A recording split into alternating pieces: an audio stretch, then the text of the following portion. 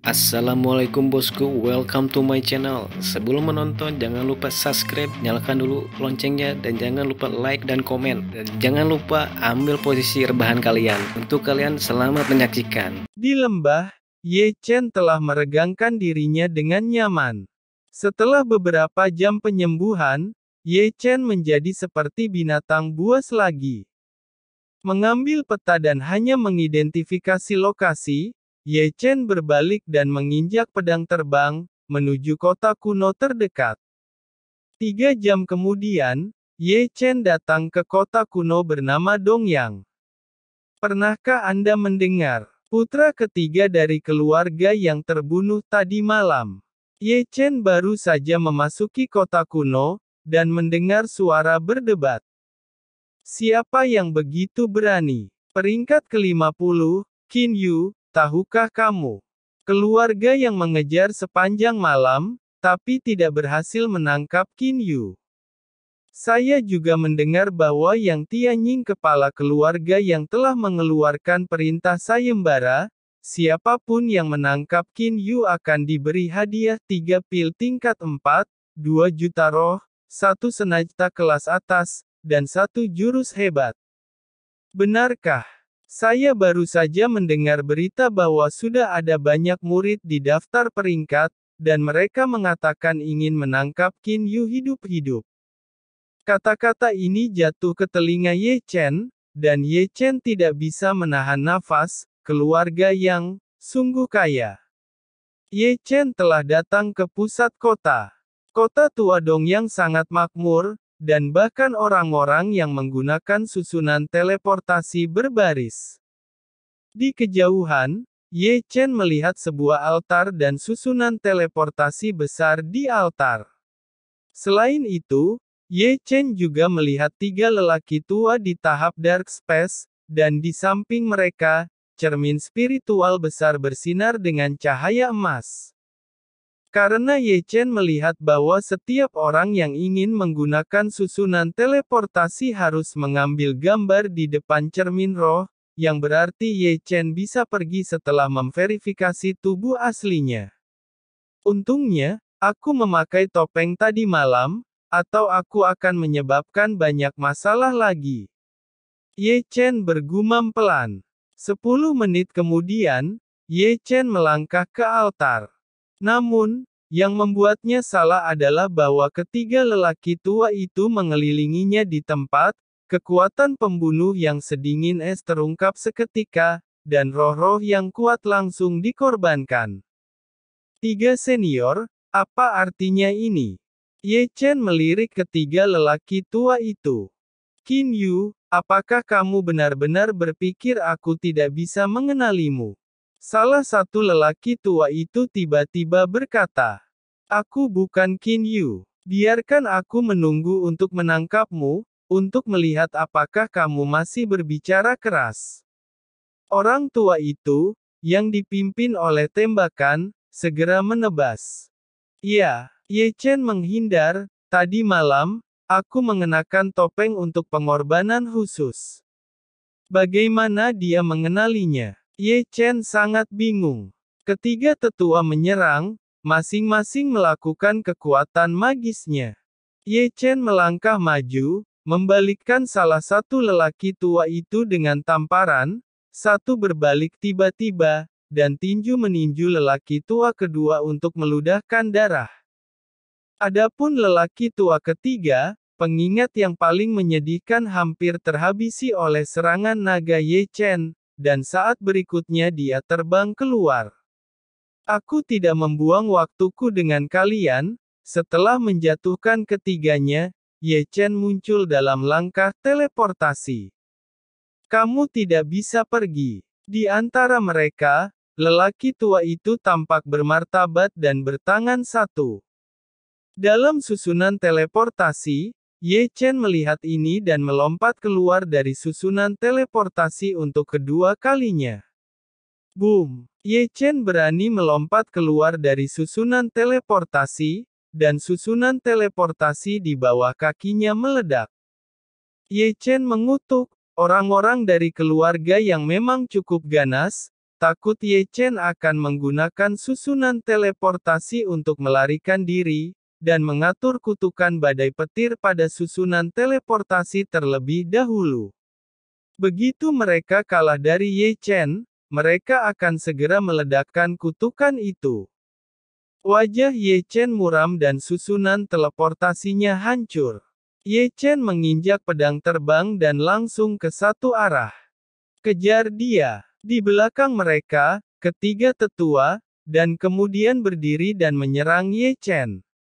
Meskipun mereka tidak bisa melawan Ye Chen, mereka bisa menunda Ye Chen. Keluar dari kota tua Dongyang, wajah Ye Chen menjadi jelek, karena dia merasakan kengerian melonjak ke segala arah. Ini pengejaran besar. Ye Chen mengutuk diam-diam. Orang-orang kuat yang mengepung keluarga Su secara diam-diam mungkin telah dipindahkan kembali oleh keluarga yang untuk mencegatnya.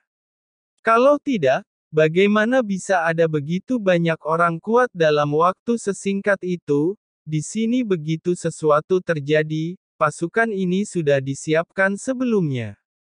Di belakang Ye Chen, ketiga orang tua mengejar, dan langsung menjauhkan diri dari Ye Chen. Ye Chen menyerang ketiganya dengan tebas pedang. Segera, kepala seorang lelaki tua dipotong dengan pedang. Sebelum menunggu dua lelaki tua lainnya untuk mundur, salah satunya dipotong lagi. Orang tua terakhir tampak takut dan mundur dengan tajam. Ye Chen mencibir, "Mau pergi kemana kau?" Ye Chen menebas pedang tajam, dan memotong salah satu lengan lelaki tua itu. Dan menyerang dengan pukulan 8 malapetaka dan tubuh lelaki tua itu hampir meledak di tempat, dan tubuhnya yang jatuh ditangkap oleh Ye Chen di tempat. Katakan, bagaimana kau mengetahui bahwa aku Qin Yu? Ye Chen menatap dingin ke arah lelaki tua itu. Sekarang, yang paling ingin diketahui Ye Chen adalah masalah ini. Jika tidak setiap kali Ye Chen mengunjungi kota, Ye Chen akan dikenali. Merasakan pembunuhan Ye Chen, lelaki tua itu ketakutan. Kamu membunuh putra ketiga dan menodai darahnya, dan keluarga yang merapal mantra padamu dengan cara ini kau akan dikenali. Begitulah. Ye Chen memancarkan cahaya di matanya, melambaikan tangan lelaki tua itu untuk terbang. Ye Chen segera mengeluarkan pedang merah darah, dan senjata spiritual wadah besi juga dikorbankan pada saat yang sama, tergantung di atas kepalanya, dan menunjukkan arah. Ye Chen penuh darah, seolah dibunuh oleh dewa. Boom! Bang! Pada saat ini, kekosongan dihancurkan oleh getaran yang menggelegar, karena terlalu banyak orang yang datang. Di timur, seorang lelaki tua berjubah ungu yang mengendarai singa api merah datang bergegas. Di barat, itu adalah seorang lelaki tua berjubah hitam dengan langkah kaki awan yang kuat, diikuti oleh pelangi dewa di belakangnya. Di utara, seorang pria parubaya berjubah ungu mengendarai kereta kuno, diikuti oleh kereta, dengan 3 atau 5 orang berdiri di setiap kereta. Di selatan, seorang pemuda bermata 3 mengayuh lautan awan berdarah, dan ada bayangan orang di belakangnya. Saya percaya, banyak orang yang berlari keluar dari kota tua Dongyang untuk melihat keaktifan, terkejut melihat pertempuran sebesar itu. Apakah itu Qin Yu? Mata semua orang tertuju pada Ye Chen yang bergegas ke timur. Dengan topeng hantu, karakter dahi, pedang pembunuh merah, dan panci besi besar tergantung di kepalanya, ternyata Qin Yu, yang belum pernah terlihat dalam legenda, adalah kostum ini. Qin Yu kemungkinan besar akan dihancurkan kali ini. Bahkan jika daftar ke-50 kuat, itu tidak akan mampu menahan pengepungan begitu banyak orang. Boom! Dalam seruan semua orang, Ye Chen, yang telah dalam pengepungan. Orang tua berjubah ungu menunjukkan kekuatan membunuhnya, dan tembakannya bahkan lebih keras. Dia bermain melawan langit dan menghadapinya. Dia berhasil menahan Ye Chen. Tangkap Qin Yu hidup-hidup. Ketika keduanya berperang, orang-orang kuat di tiga arah lainnya juga bergabung bersama. Melihat ini, Ye Chen mengertakkan gigi, dan kemudian terbang dengan cepat.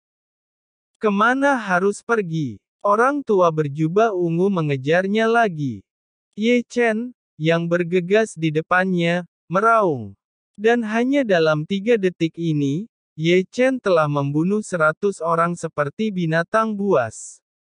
Kemanapun Ye Chen pergi, darah mengalir, sosok berdarah meledak, atau lawan jatuh ke dalam kehampaan dan pemandangan itu berdarah tidak normal. Ketika keluarga Su, yang sedang mempersiapkan pertempuran, mendengar berita itu, dia tiba-tiba bingung. Qin Yu yang berada di peringkat 50 dalam daftar peringkat. Su Yuan terkejut. Itu dia. Tadi malam, Qin Yu memenggal kepala Yang Sanxiao. Orang-orang dari keluarga Yang dan Aula Haus Darah memburu dan mengepungnya di luar kota tua Dongyang. Selain itu, pertempuran itu tidak biasa. Pantas saja. Su Zeng mengerang. Tidak heran orang-orang kuat yang mengepung keluarga Su mundur lebih dari 80%. Dengan cara ini, keluarga Su saya untuk sementara melewati krisis, dan Qin Yu muncul tiba-tiba. Ayah! Su Zeng memandang Su Yuan. Apa yang kamu pikirkan? Qin Yu itu adalah Master Suci Yan Huang. Su Yuan mengerang. Jika ini masalahnya, keluarga Su saya berutang banyak pada Qin Yu. Cepat, kirim pesan ke Xiling, dan beritahu Yan Huang identitas sebenarnya dari Qin Yu adalah Master Suci Yan Huang. Su Yuan segera memerintahkan, bahkan dengan perselisihan sipil Yan Huang, penguasa mereka dalam masalah, jadi jangan duduk diam. Tangkap hidup-hidup. Di bawah langit, sangat dingin dan mengerang, sosok yang luar biasa itu menenggelamkan Ye Chen lagi. Tiba-tiba, Ye Chen memiliki raungan naga yang kuat di tubuhnya. Darah emas yang berdebar kencang mengalir seperti api, dan tubuhnya bersinar seperti emas, seperti dewa perang. Pedang naga emas tangan kirinya adalah cambuk yang kuat. Setelah stagnasi sesaat, orang-orang kuat kuartet mengepung lagi. Ayo, Ye Chen, seperti binatang buas, menghantam kepala lawan, kemanapun Ye Chen lewat, darah dan tulang beterbangan. Korbankan formasi hukum, segel dia, suara terdengar, dan lelaki tua berjubah ungu itu bergegas, seolah ingin menahan Ye Chen lagi, sementara yang lain mengorbankan formasi hukum dan menyegel Ye Chen. Segel aku. Apakah kau pantas menyegelku? Ye Chen bergegas ke pria tua berjubah ungu, tanpa pertahanan apapun. Ye Chen hanya meninju tubuh lelaki tua berjubah ungu dan menghancurkannya dengan kuat. Apa? Lelaki tua berjubah ungu itu tersandung di tempat sambil memegangi kepalanya yang berdarah. Ye Chen tidak mundur, Ye Chen membuat pukulan lagi, dan lelaki tua berjubah ungu itu terbang di tempat. Tiba-tiba, punggungnya terbelah dengan pedang, dan tulang punggungnya terbuka. Pada saat ini, serangan itu datang dari belakang. Itu adalah tombak hitam yang terbang dari udara, berlama-lama di udara dingin dan mematikan, dan dari belakang Ye Chen, tembak mengenai punggung Ye Chen. Ye Chen tampak marah, meraih tombak perang di satu tangan, dan menariknya keluar dari tubuhnya, lalu berbalik tiba-tiba, melemparkan tombak perang hitam, sehingga seorang yang menembakkan tombak dipaku oleh tombak. Pria tua berjubah ungu bergegas lagi, telapak tangan layu, membelah dada Ye Chen, dan menggaruk 3 tulang dada Ye Chen. Ye Chen menggeram marah, dan menerbangkannya dengan 1 telapak tangan. Ye Chen meraung, tiba-tiba berbalik, menyerang dengan ganas, dan banyak orang telah dijatuhkan. Pada titik ini, Ye Chen baru saja memperbaiki tubuh berdarah itu, dan memuntahkan semburan darah. Pada saat ini, kondisinya menakutkan, dan darahnya sangat berdarah seperti seorang asura. Keempat pria kuat itu menatap dingin, tetapi tidak ada yang bergegas maju.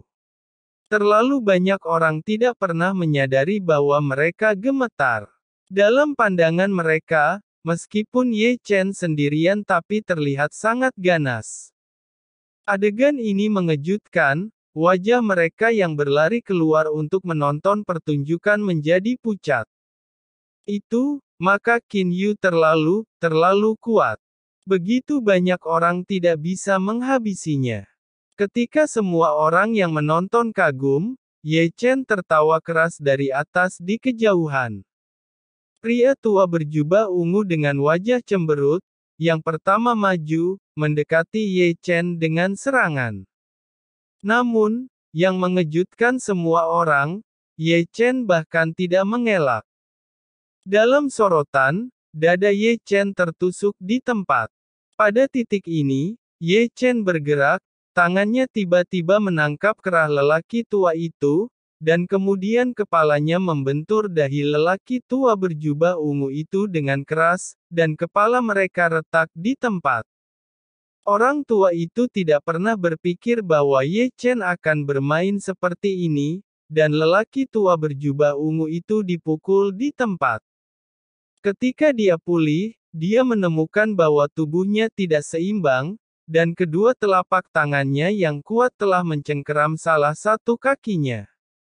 Raungan ini keluar dari mulut Ye Chen. Ye Chen meraih lelaki tua berjubah ungu dan berdenyut dengan panik, menggunakan lelaki tua berjubah ungu itu sebagai senjata. Siapapun yang bergegas akan terbunuh. Apakah ini baik-baik saja? Penonton tiba-tiba membeku. Saat kerumunan terkejut, Ye Chen dalam kehampaan dan orang-orang yang bergegas naik dan dihabisi olehnya. Ini adalah pemandangan yang sangat besar. Satu orang membawa sandera yang dikelilingi oleh keluarga Yang dan aula haus darah hanya terdiam. Ye Chen mengambil pedang dengan kaku, dan akhirnya membuat celah, menyeret tubuhnya yang berdarah dan bergegas keluar. Orang tua berjubah ungu yang sebagai sandera juga terlempar keluar dari awan. Kejar dia! Keluarga Yang dan orang-orang haus darah berjuang untuk seluruh pasukan, mengejar dengan cara yang luar biasa. Di depan, Ye Chen batuk darah saat melarikan diri dengan putus asa. Meskipun Ye Chen tidak takut pada siapapun, jumlahnya terlalu banyak. Bocah, kenapa kau tidak menggunakan mata roda abadi? Dalam benak Ye Chen, terdengar suara kakek naga. Ye Chen berkata, aku tidak ingin mengungkapkan identitasku yang sebenarnya secepat ini. Ye Chen memuntahkan darah, aku masih menunggu untuk kembali dan membalas dendam pada Sekte Zhengyang. Dan akan benar-benar memberi mereka kejutan. Yakinlah, aku belum bisa mati. Ye Chen menyeka segenggam darah dan mempercepat lagi. Di belakangnya, awan bergulung, seolah-olah ada ratusan orang. Qin Yu, nama itu menyebar ke seluruh dataran Chu, peringkat ke-50 luar biasa. Saat malam tiba, di luar kota tua Dongyang, mayat ada di mana-mana, darah mengalir, langit berbintang dipenuhi kabut darah, dan bahkan cahaya bulan yang bersinar diwarnai dengan warna merah. Segera, sebuah pesan menyebar ke kota tua Dongyang, keluarga Yang dan aula haus darah mengejar Ye Chen lebih dari 8.000 mil, tetapi Ye Chen melarikan diri.